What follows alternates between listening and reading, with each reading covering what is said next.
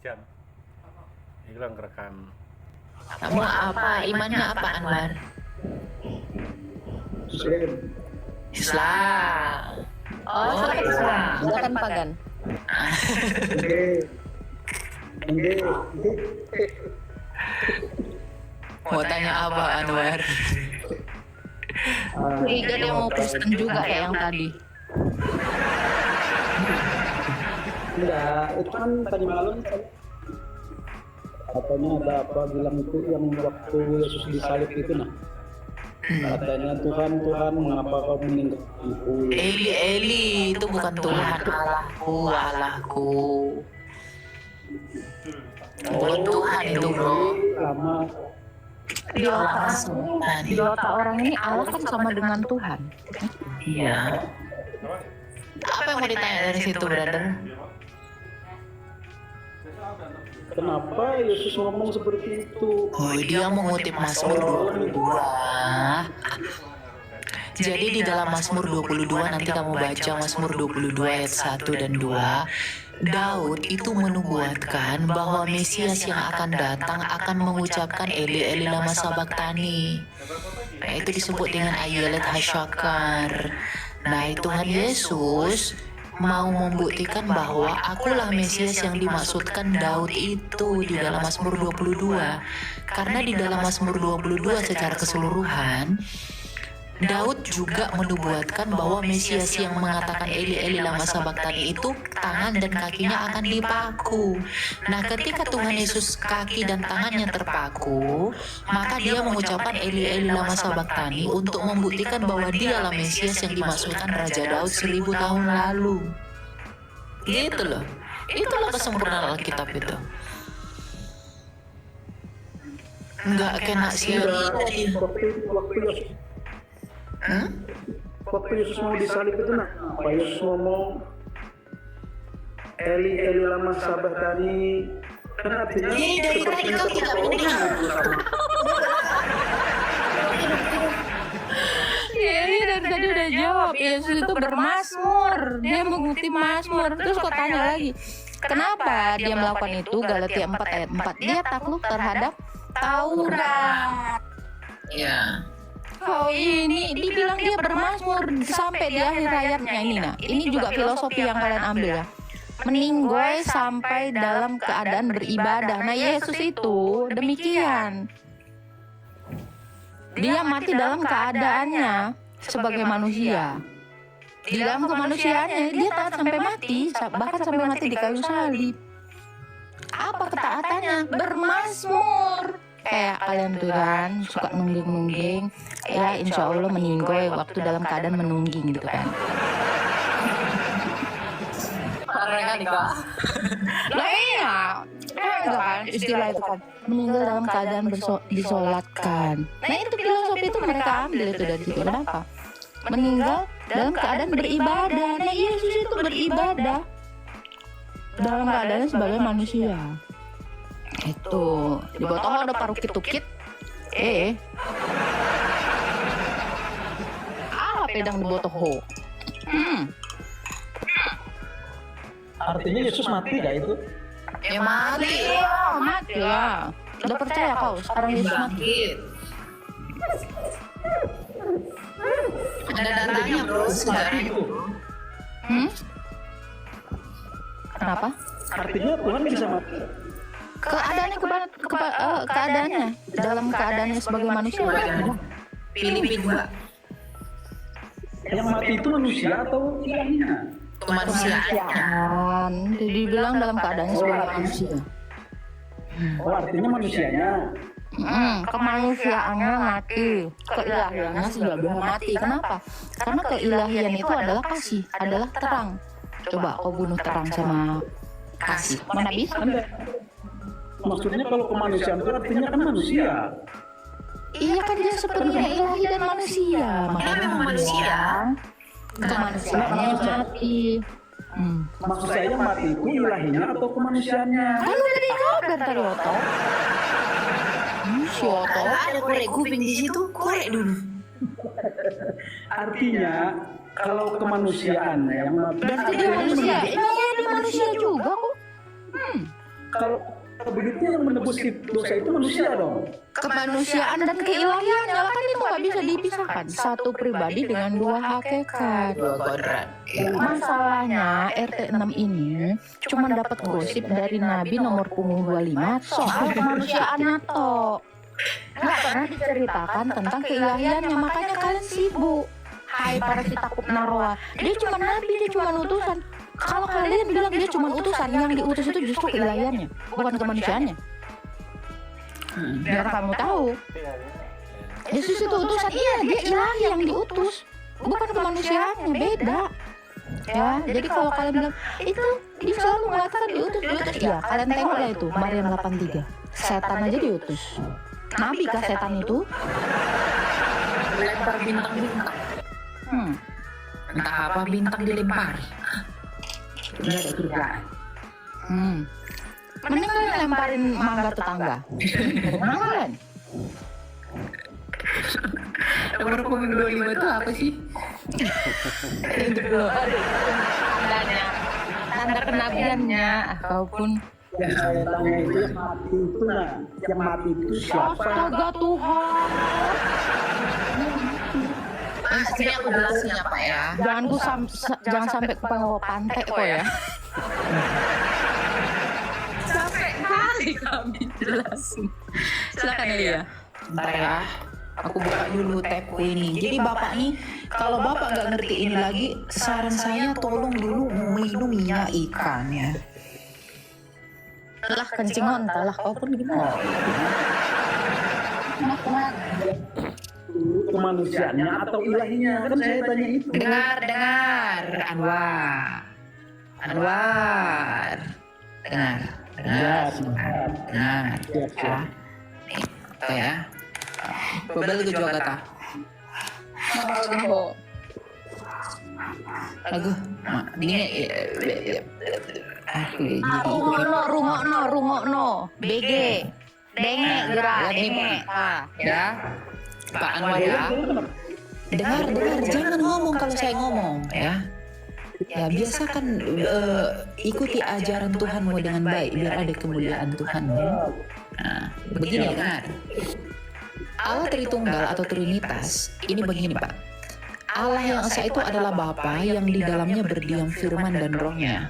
Firman itu adalah akal budinya. Oleh firman sang Bapa yang adalah Allah menjadikan segala sesuatu. Nah, firman ini disebut anak, itulah Yesus. Di dalam Bapa dia memiliki roh. Rohnya itu adalah Roh Kudus. Dengar dulu makanya.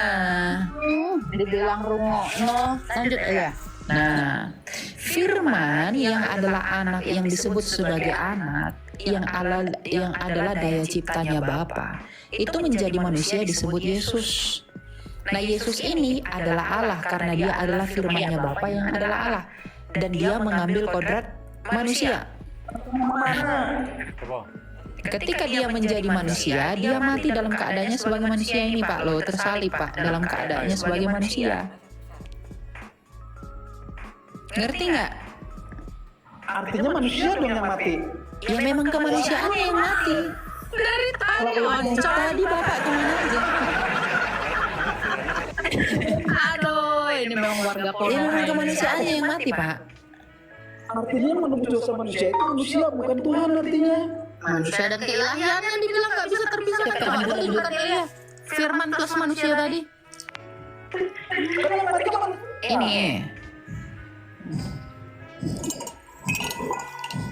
Ini loh Pak. Lihat nggak? Keilahiannya itu tidak terpisah Pak. Yesus yang itu. Kealahannya nggak bisa mati. Yesus itu tuh. Yesus itu. Mana sih kau? Keilahian. terpisah artinya. Enggak dong. Enggak. Satu pribadi.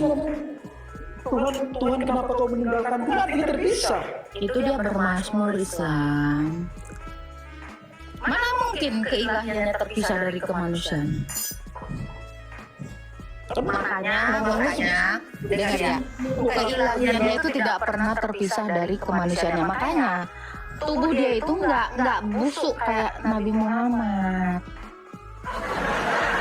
3 hari di dalam kubur, tubuhnya itu nggak bau kayak tubuh nabimu yang 3 hari tergeletak nggak di kubur-kubur. Iya, makanya Yesus itu tidak mengalami pembusukan tubuhnya. Paham kau? Udah gitu, dikafanin dengan kain polkadot dan warna pink lah gitu. Itu nanti. Oh iya, Yesus dikafanin dengan kain linen warna putih.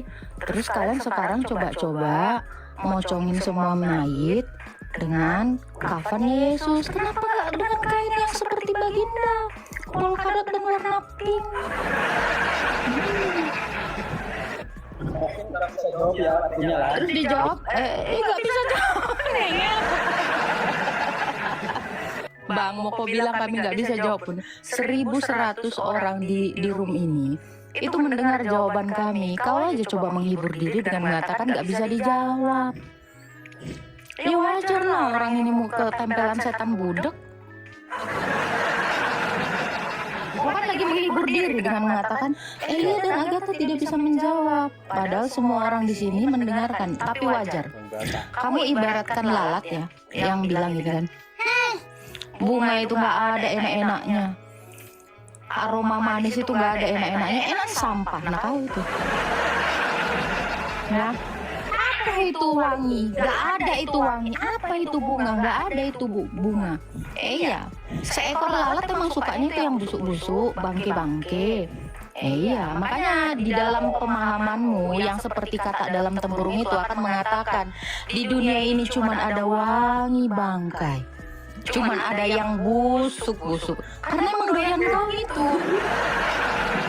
Kan? Kau itu emang doyannya itu. Ya kan Elia? Kita tawarkan pun dia bunga, dia gak akan tertarik. Kenapa? Dia sukanya bangke. Kok bilang sih Elia aja?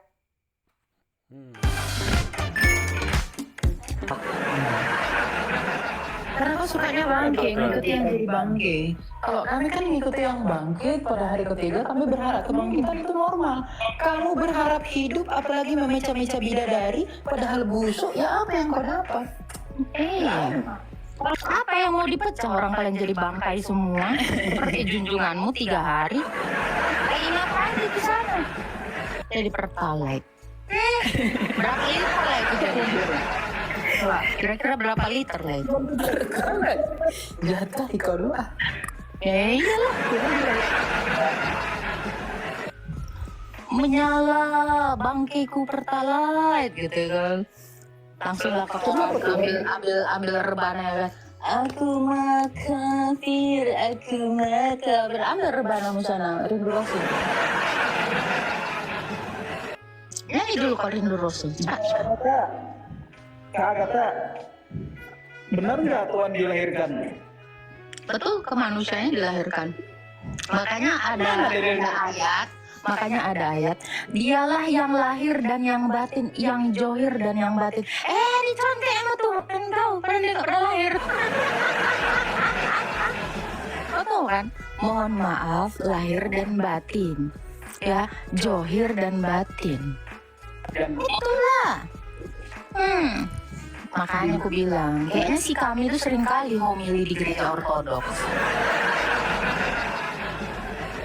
Ini salah, kenapa? Kemanusiaannya itu jelas manusia kok.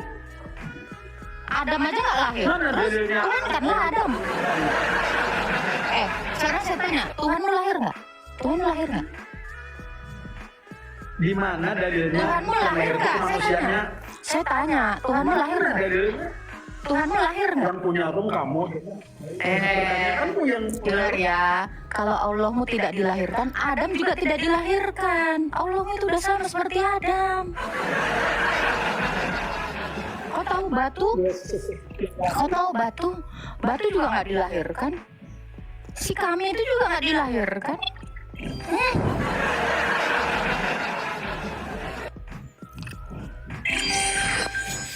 Gimana pasien?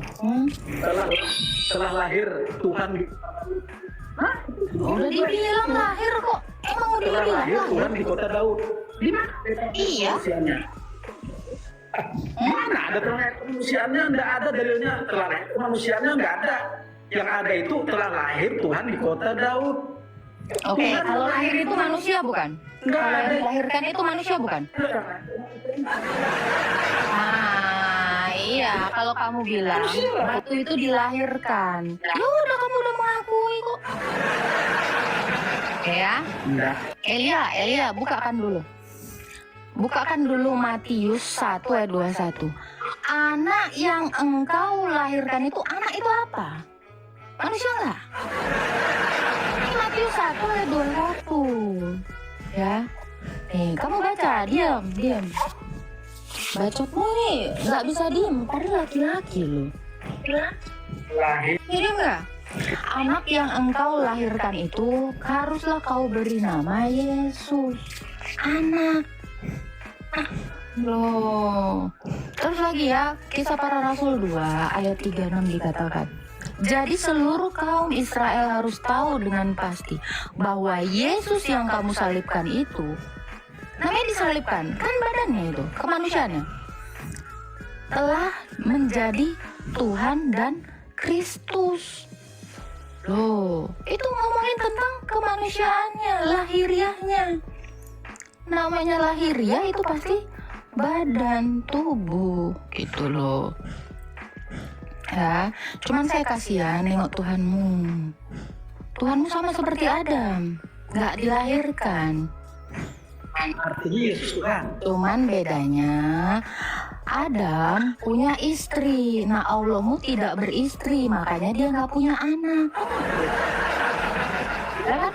Allah tidaklah beranak, tidak pula diperanakan, sebab Allah tidak memiliki istri. Ih, kalah dong sama Adam. Adam punya bini. Si kami nggak punya bini, cabut, bye. Allah. Halo Agung Sejati. Oh iya, siang Kak. Siang. Iya, saya cuma mau apa ini, mencoba memahami iman kekristenan kan. Ini masalah apa itu ya, kan pernah muridnya nanya, sekiranya aku bisa melihat Allah, dan itu aku ada di masa kamu tidak menyadari, dan itu saja langsung kan mungkin Tuhan Yesus itu mengaku dirinya Allah, ya kan, ada itu dalam kitab. Filipus. Ya, Terus yang kedua ini yang jadi apa? Kedua pada Yang Allah. pertama itu dulu lah. Yang pertama itu apa pertanyaanmu? Ke apa yang lagi mau kau pelajari dari situ? Enggak, yang mau saya tanyakan ini sebenarnya gini, kan Tuhan siapa itu Yesus Kristus kan pernah bilang Allahku, Allahmu, Bapakku, Apa yang kau cuma meninggalkanku? bukan itu. Janganlah kamu memegang tanganku, sebab aku belum pergi kepada Allahku dan Allahmu, Bapakku dan Bapakmu itu. Bukan yang kan terakhir itu yang ingin saya tanyakan kan ini. Apa sih? yang pertama, Pertama dulu Sholat baik. malam yang kedua, yang dirikanlah. ketiga. Masalah ini. Terakhir Nabi nomor punggung 25. Salah satunya siapa Ya, bisa Tuhan Yesus menjalani. Inilah Mugi-mugi semua mata Suaranya kena keluar lagi, Pak. racun. Kak. Sama kan? Apa bang pertanyaannya bang? Apa yang mau coba kau Pertanyaannya paham? gini, Tuhan Yesus pernah bilang tidak seorang pun yang bisa melihat Allah. Bapa, suaranya pun tidak pernah kamu Karena kamu dengar. dengar. Itu konteksnya dia berbicara kepada orang-orang yang memang belum pernah mendengarkan Allah itu. Saja langsung kan bilang sama muridnya, kan gitu. Ya kan Kak, waktu itu. Konteksnya dia itu sedang mengapa Pak? Berbicara kepada orang-orang yang tidak mengenal dia Pak. Makanya dikatakan suaranya pun tidak dapat kamu dengar. Aku udah nangkep dia. Kenapa dia bawa Karena pembaptisan kan? ya kenapa Filipus ketika Filipus nanya kan, guru tunjukkanlah Allah itu kepada kami, Bapa itu kepada kami. sekian lama engkau bersama-sama dengan aku, masih kau tanya lagi tunjukkanlah Bapa itu. Karena itu Yesus merujuk kepada hakikat dia yang satu di dalam Bapa. Karena firman itu adalah penyataan diri Bapa yang gak kelihatan. Kan itu Yohanes 1 ayat 18. Sementara di konteks yang lain, tidak seorang pun yang bisa melihat Allah, mendengarnya pun tidak, itu kan. Memang konteksnya dia berbicara kepada orang-orang yang belum pernah mendengarkan suara Allah. Sementara semua nabi-nabi itu mendengarkan suara Allah kan? Iya.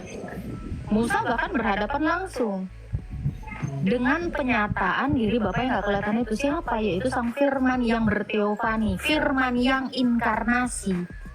Karena anak tunggal Allah itulah yang menyatakan siapa Bapa yang gak kelihatan itu. Memang Bapa itu gak akan pernah kita lihat sampai kapanpun. Tetapi anak tunggal yang ada di pangkuannya dialah yang menyatakannya. Apa jadinya yang kau tanyakan? Yesus itu memang selalu gitu, dalam bahasanya dia selalu menggunakan istilah-istilah yang paradoks. Seolah-olah itu bukan kebenaran, padahal itulah yang sebenarnya gitu. Kan di dalam ucapan berbahagia juga dikatakan, berbahagialah orang yang apa, karena dia akan melihat Allah gitu. Gitu kan, Pak Agung kan? Jadi yang kita lihat itu adalah kemuliaan Sang Bapa yang dinyatakan melalui anak tunggal. Itu. Semua pertanyaanmu itu jawabannya. Yohanes 1 ayat 18 itu jawabannya. Udah dibaca Pak Agung? Iya udah. Nah, coba baca. Coba bacakan dulu Elia, Yohanes 1 ayat 18.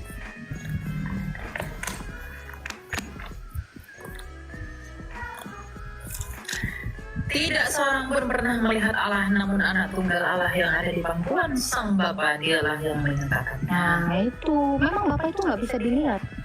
Bapa itu nggak akan bisa kau dengar suaranya. Tetapi dia yang adalah penyataan diri Allah yang nggak kelihatan itu, dia yang menyatakannya. Udah Bang, ada lagi yang mau ditanyakan Bang? Udah Mbak, udah. Ya, seperti itu ya. Tapi Agung ini Islam atau Kristen Pak? Iya saya agak bingung. Itu cuma kurang amati, walaupun saya Islam kurang amati. Semua bangsa-bangsa jin, bangsa kok takut sama ini kan gitu, jadi Siapa? gimana? Takut sama ini siapa? Ini siapa? Ya sama Yesus Kristus gitu loh Pak. Iya dong. Semua takut gitu. Karena dia adalah penyataan diri Allah yang nggak kelihatan itu. Dia itu adalah Allah yang satu di dalam Sang Bapa itu, firman yang satu di dalam Bapa. Contoh ya Bang ya, kalau saya analogikan, nggak ada satu orang pun yang mengenal Agatha tanpa pikiran Agatha ini yang menyatakannya lewat suara gitu. Kenapa? Badan saya ini nggak akan bisa bicara tanpa pikiran saya. Itulah kesatuan hakikat ilahi. Jadi semua apapun yang dikehendaki Sang Bapa itu dinyatakan melalui firman-Nya tadi, Yesus Kristus itu. Itu loh Bang. Iya dalam kehidupan sehari-hari ya itulah masalah kurang mati kok semua raja-raja jin, muslim, apa kok takut, tak kepanasan kan gitu ya kan timbul kan gitu tanda tanya gitu. Ya, karena dia itu Allah, penyataan diri Allah yang nggak kelihatan. Tapi abang masih Islam? Ya saya Islam masih kan. Atau abang sudah mengetahui tentang Allah sendiri? Allah sendiri gimana Kak? Iya, di dalam Islam Anda udah mengenal Allah Anda belum? Dalam Islam saya mencari mentok saya ya jumpa diri sendiri sih. Dalam Islam. Iya. Oke, kalau kamu dalam Islam mengenali Allah, mentok kepada mengenali dirimu sendiri. Kira-kira kamu sudah mengenal dirimu belum? Saya saat zikiran pernah saya melihat wajah saya sendiri, pernah saya mentok saya itu. Wajah saya sendiri. Apa kamu mau bilang Allah adalah dirimu? Zikirnya Ya, itulah yang saya bingung Kak. Cuma kan memang saya waktu itu zikiran Cuma saya nggak mau dibantu bangsa jin gitu loh. Aku nggak mau ada bangsa jin karena Al-Quran pun melarang kita berteman sama bangsa jin. Jadi saya zikiran memang. Emang kamu Bangsa tahu jin dari itu kayak mana? mana sih bangsa jin itu? Gimana? Kayak mana sih bangsa jin itu? Bangsa jin ya menurutku sejenis pocong, jenis kuntilanak kan. Jin itu gini ya Bang ya. Jin itu adalah setan yang memanifestasikan dirinya melalui pikiran-pikiran keparnoan manusia. Mereka itu memang gitu. Mencobai menggodai manusia itu dengan sesuatu yang bisa ditiru gitu. Karena jin itu peniru. Setan itu peniru. Dia suka sekali meniru Allah. Karena setan atau jin atau apapun itu yang namanya, dia itu adalah sebelum dia jatuh ke dalam dosa, dia itu adalah makhluk terdekat dengan Allah. Makanya yang suka meniru itu adalah setan. Jadi wajar kalau kamu takut dengan sesuatu yang meniru-nirukan apapun yang ada di dunia ini. Yang pertama sekali, setan modifikasi itu adalah ular. Dia meniru seperti ular. Makanya supaya dia bisa berbicara dengan Adam dan Hawa, untuk mencobai Adam dan Hawa, dia lagi menyerupai ular. Gitu. Nah, di dalam zikir abang juga ketakutan kan? Roh peniru itu mengintimidasi Anda sehingga Anda mengira dia adalah Allah. Itu nggak sih? Enggak gitu sih. Yang saya tangkap setelah saya jumpa itu timbul kesadaran saya bahwa ini nanti yang akan menghadap ke sana gitu. Siapa yang menghadap kemana maksudnya? Yang itu yang goib jin tadi, saya ini gitu loh maksudnya, kesadaran jin tadi niru kamu, terus dia yang menghadap kepada Allah gitu. Ya, saya kan memang waktu itu mencari jati diri kan, dalam Islam kan ada kenalilah dirimu maka engkau akan kenal dengan Tuhanmu. Makrifat, iya. Nah itu awak mencari itu ya bukan mudah loh awak. Hampir 3 bulan saya 4 bulan. Prosesnya apa itu? Kau menemukan dirimu? Tunggu. Gimana? Kamu baru mencari dirimu 4 bulan, Pak. Saya udah tahunan, Pak. Terus kamu nggak nemu? Lah itu nemu dalam pandangan goib, saya dikasih penglihatan itu gitu loh Kak. Saat Ya. kosong itu saya nggak sadar loh. Keluar itu awak kaget akhirnya kan. Iya, memang level tertinggi kalau mau masuk makrifat itu akan jadinya majduk. Kebanyakan tuh gila. Nanti kamu akan menganggap dirimu itu adalah Allah. Ya memang kalau kita bilang ini semua kita ini Allah itu ya kita dibilang wah aku udah menduakan Allah kan gitu. Iya. Cuma ya kenyataannya mentok kita kan cuma itu sih bisa melihat sejati diri kita. Ya iyalah. Gitu. Kamu nggak akan Setelah bisa itu melihat kita Allah. cuma bisa melihat jin-jin itulah. Iya, memang betul. Itu yang dikatakan Yesus, tidak seorang pun yang bisa melihat Allah. Kecuali firman itu sendiri yang mengenalinya. Kenapa? Karena firman itu satu di dalam Allah. Yesus Kristus itu. Jadi kalau kamu mau mengenali dirimu, coba lihatlah Yesus. Seperti apakah hidupnya Yesus? Seperti apakah Yesus itu inkarnasi menjadi manusia? Sebenarnya kalau kamu mau mengenali dirimu, ya kenali Yesus. Kenapa saya katakan demikian? Karena dia sudah menjadi seperti manusia. Dia yang sebelumnya Allah, dia menjadi manusia. Supaya apa? Supaya manusia menjadi seperti Allah. Di mana itu ayatnya Pak Prof? Aku lupa. Iya, jadi kalau Bapak mau mencari jati dirimu seperti Yesus, itulah kodrat atau hakikat atau fitrah manusia sebenarnya diciptakan. Taat sampai mati. Karena fitrahnya manusia itu memang diciptakan taat kepada Allah, hanya bertuhankan Allah supaya tidak syirik kan gitu. Tetapi ya Ibrani 9 ayat 27, silakan Pak Prof dibacakan aja. Dan sama seperti manusia ditetapkan untuk mati hanya 1 kali saja dan Bukan itu. Ayat yang Kristus telah menjadi manusia, maka kamu yang jadi manusia harus menjadi sama seperti Kristus. Gitu. Allah itu sudah menjadi seperti manusia. Manusia harus menjadi seperti Allah itu. Saya lupa ayatnya, tapi Ada seperti itu. Ini mungkin baru bagi kalian. Lupa aku Pak Bro. Coba kata kuncinya itu. Kristus menjadi seperti manusia dan manusia harus menjadi seperti dia gitu. Lupa aku. Gimana sih? Karena kita harus mencapai kodrat Allah itu. Mungkin yang tentang itu kali ya, yang hendaklah kamu menjadi sempurna sama seperti Bapa adalah sempurna. Bukan. Ya. Jadi Bapak kalau mau mencari fitrahmu, hakikatmu, kodratmu seperti apa? Katanya apa tadi tak? Ya. Kristus telah menjadi sama seperti kita dan kita harus menjadi sama seperti Kristus Yesus. Kan dia sudah mengambil rupa manusia. Saya lupa ini, tetapi ada. Aku pernah catat juga. Setelah kisah para rasul itu ayatnya.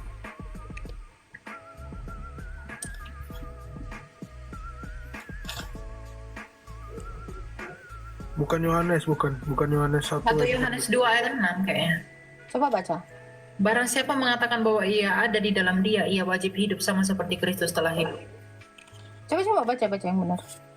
Barang siapa mengatakan bahwa ia ada di dalam dia, ia wajib hidup sama seperti Kristus telah hidup. Bukan itu. Jadi kalau Bapak, kenapa saya bilang kalau Bapak mau mencari Allah dan kita harus menemukannya di dalam diri manusia. Ya kalau kamu mau tahu fitrahnya manusia, yaitu Kristus. Taat hanya kepada Bapa. Gimana ayatnya? Lupa. Mana? Aku nggak nemu. Iya, mana Alkitabku udah. Roma 8 ayat 29. Coba baca lah. Bentar ya.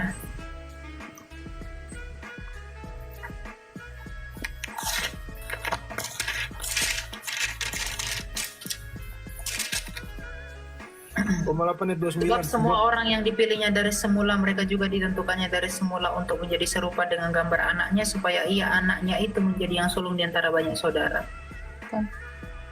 Bukan. Itu Bapak kalau mau, inilah coba Bapak ini aja dulu lah. Jadi kalau Bapak mau mencari jati dirimu, kenapa saya bilang Kristus itu adalah rancangan semula Adam diciptakan.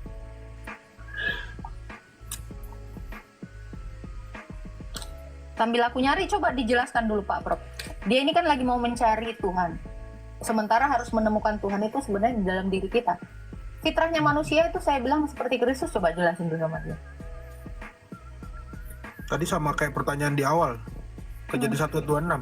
Kita diciptakan menurut gambar dan rupa Allah. Siapa rupa Allah itu?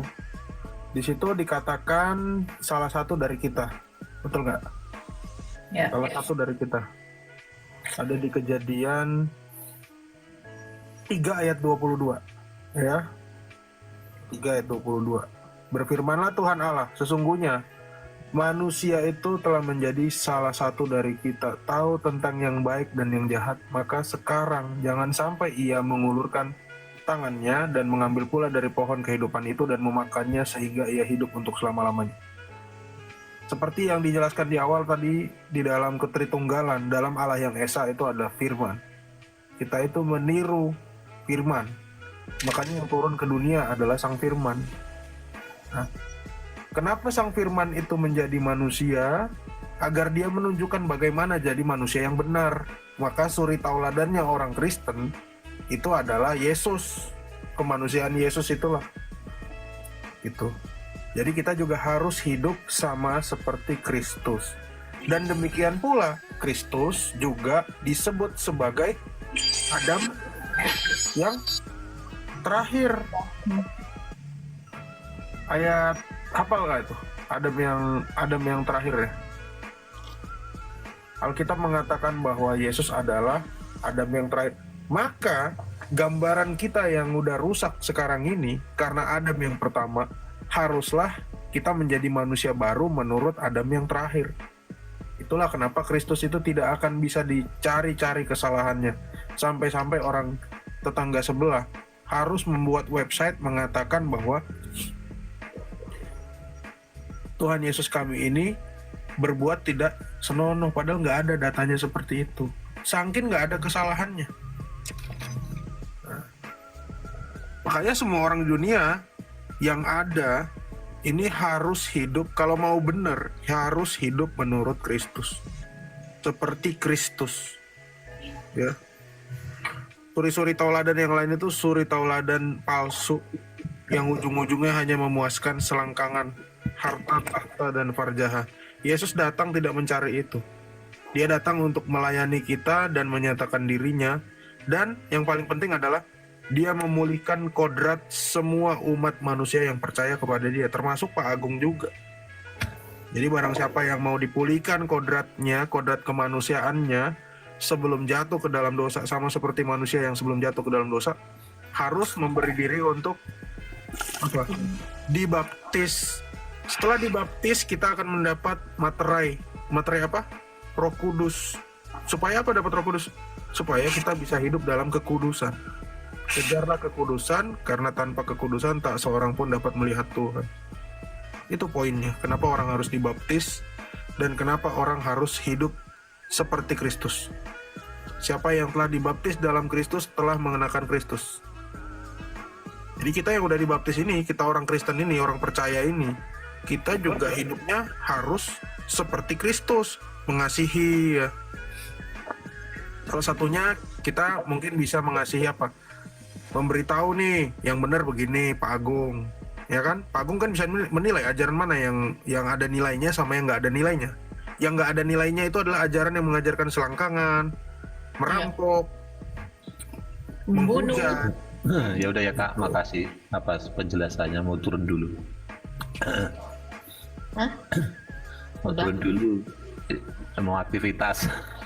Oh iya, silakan. Tasnya menghujat. Iya Bang Agung. Iya, cuma mau nanya Ya. tadi. Jadi abang kalau mau menemukan Allah di dalam dirimu, maka temukanlah dirimu itu di dalam Kristus. Jadi dia itu memang hidup untuk menjadi hamba yang melayani Allah. Gitu Pak.